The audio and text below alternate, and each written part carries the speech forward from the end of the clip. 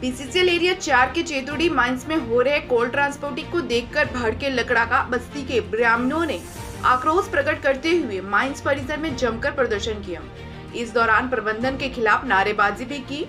ग्रामीणों के माने तो पूर्व कई वर्षों तक मैनुअल लोडिंग कर स्थानीय ग्रामीणों द्वारा जीवन यापन किया जाता था। कुछ तकनीकी खामियों के कारण यहां से कोल डिस्पैच बंद हो गया था, पर जब इस बात की स्थानीय प्रबंधन से बात की गई तो यह आश्वासन मिला था कि आने वाले दिनों में जब भी कोल डिस्पैच शुरू किया जाएगा तो पूर्व की भांति ग्रामीणों से ही लोडिंग करवाया जाएगा। पर जब अचानक पेलोडर लोडिंग के माध्यम से फिर कार्य शुरू कर दिया गया तो ग्रामीण इसे देखकर भड़क गए। आंदोलन का समर्थन कर रहे स्थानीय निवर्तमान पार्षद राजेंद्र प्रसाद ने मामले में कहा कि प्रबंधन ने ग्रामीणों के साथ वादा खिलाफी किया है, जिसका खामियाजा प्रबंधन को भुगतना पड़ेगा।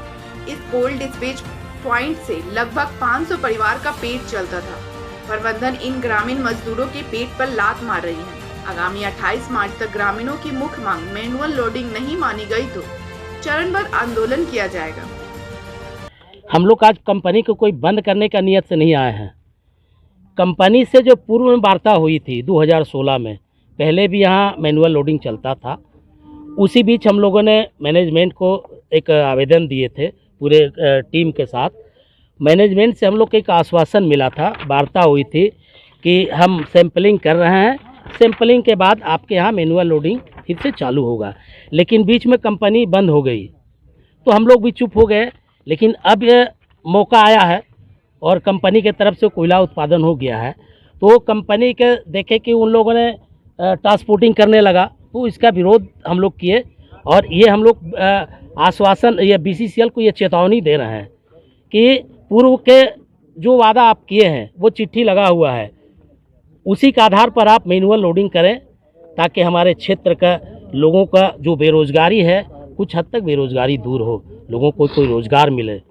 कम से कम 500 परिवार, कम से कम 500 मान के चलिए। 44 सरदार हुआ करता था यहाँ और एक गैंग में 18 से 20 आदमी हुआ करता था। अब 44 से 18-20 को गुना करिए कितने लोगों का जीविका चलता था यहाँ पे। वो लगभग 12-13 साल चला, लगभग 12-13 साल चला। यही बात है, कहने का मतलब हम लोग तो ग्राम के पूरे ग्रामीण को हक दिलाने के काम कर रहे हैं।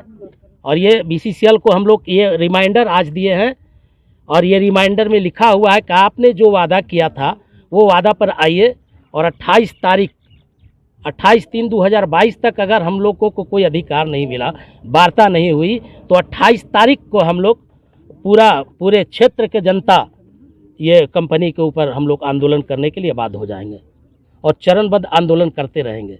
जब तक हम लोगों का अधिकार नहीं मिल जाता है, मैनुअल लोडिंग नहीं होता है, तब तक हम लोग आंदोलन से हटेंगे नहीं।